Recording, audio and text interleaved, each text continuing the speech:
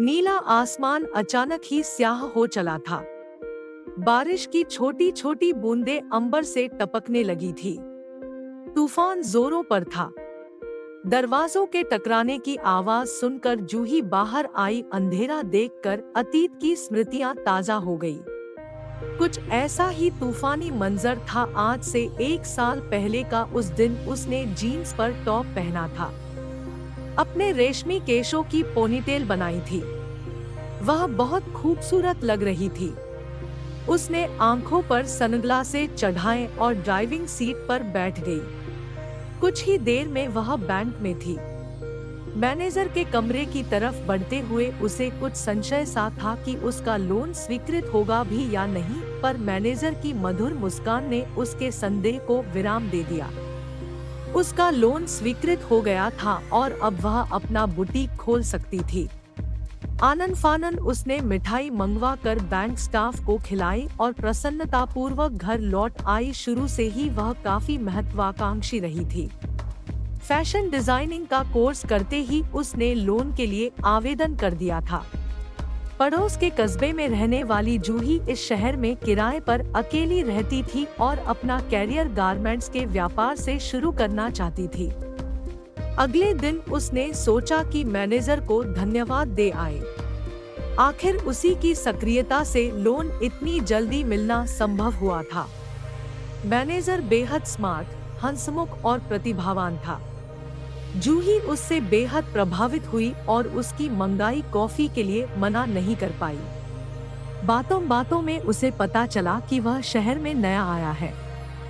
उसका नाम नीरज है और शहर से दूर बने अपार्टमेंट्स में उसका निवास है।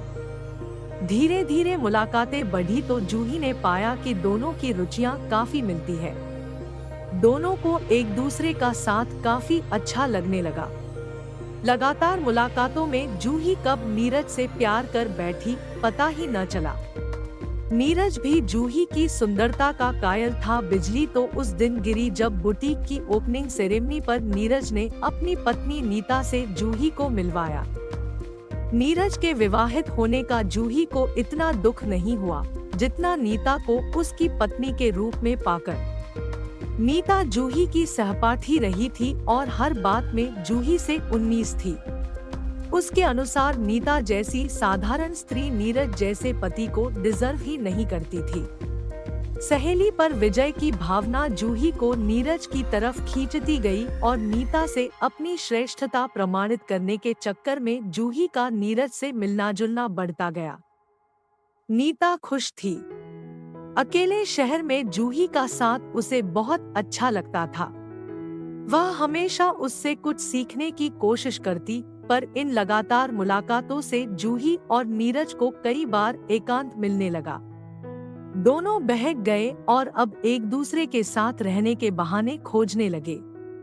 नीता को अपनी सहेली पर रंच मात्र भी शक न था और नीरज पर तो वह आंख मूंद कर विश्वास करती थी। विश्वास का प्याला तो उस दिन छलका जब पिताजी की बीमारी के चलते नीता को महीने भर के लिए पीहर जाना पड़ा। सरप्राइज देने की सोच में जब वह अचानक घर आई तो उसने नीरज और जूही को आपत्तिजनक हालत में पाया। इस सदमे से आहत नीता बिना कुछ बोले नीरज को छोड़कर चली गई। जूही अब नीरज के साथ आकर रहने लगी। कहते हैं न कि प्यार अंधा होता है, पर जब everything is fair in love and वार का इरादा हो तो शायद वह विवेक रहित भी हो जाता है। समय अपनी गति से चलता रहा। जूही और नीरज मानो एक दूसरे के लिए ही बने थे। जीवन मस्ती में कट रहा था। कुछ समय बाद जूही को सब कुछ होते हुए भी एक कमी सी खलने लगी। आंगन में नन्ही किलकारी खेले। वह चाहती थी पर नीरज इसके लिए तैयार नहीं था। उसका कहना था कि लिव इन रिलेशन की कानूनी मान्यता विवादास्पद है, इसलिए वह बच्चे का भविष्य दांव पर नहीं लगाना चाहता। जूही इस तर्क के आगे निरुत्तर थी। जूही का बुटीक अच्छा चल रहा था। नाम व कमाई दोनों ही थे। एक दिन अचानक ही एक आमंत्रण पत्र देखकर वह सकते में आ गई। पत्र नीरज की पर्सनल फाइल में था। आमंत्रण पत्र महक रहा था। वह था तो किसी पार्लर के उद्घाटन का, पर शब्दावली शायराना व व्यक्तिगत सी थी। मुख्य अतिथि नीरज ही थे। जूही ने नीरज को मोबाइल लगाना चाहा, पर वह लगातार आउट ऑफ रीच आता रहा। दिन भर जूही का मन काम में नहीं लगा। बुटीक छोड़कर वह जा नहीं सकती थी। रात को नीरज के आते ही उसने प्रश्नों की झड़ी लगा दी। कुछ देर तो नीरज बात संभालने की कोशिश करता रहा, पर तर्कविहीन उत्तरों से जब जूही संतुष्ट नहीं हुई तो दोनों का झगड़ा हो गया। नीरज पुनः किसी अन्य स्त्री की ओर आकृष्ट था। संभवत पत्नी के रहते जूही के साथ संबंध बनाने ने उसे इतनी हिम्मत दे दी थी। मौजूदा दौर में स्त्री की आर्थिक स्वतंत्रता ने उसके वजूद को बल दिया है। इतना कि कई बार वह समाज के विरुद्ध जाकर अपनी पसंद के कार्य करने लगती है। नीरज जैसे पुरुष इसी बात का फायदा उठाते हैं। उन्होंने पढ़ी लिखी, बराबर कमाने वाली स्त्री को अपने समान नहीं माना, बल्कि उपभोग की वस्तु समझकर उसका उपयोग किया। अपने स्वार्थ के लिए जब चाहा उन्हें समान दर्जा दे दिया और जब चाहा तब सामाजिक रूढ़ियों के बंधन तोड़ दिए। विवाह उनके लिए सुविधा का खेल हो गया। इस आकस्मिक घटनाक्रम के लिए जूही तैयार नहीं थी। उसने तो नीरज को संपूर्ण रूप से चाहा व अपनाया था। नीरज को अपनी नई महिला मित्र ताजा हवा के झोंके जैसी दिख रही थी। उसके तन व मन दोनों ही बदलाव के लिए आतुर थे। जूही को अपनी भलाई व स्वाभिमान नीरज का घर छोड़ने में ही लगे। कुछ महीनों का मधुमास इतनी जल्दी व इतनी बेकदरी से खत्म हो जाएगा, उसने सोचा न था।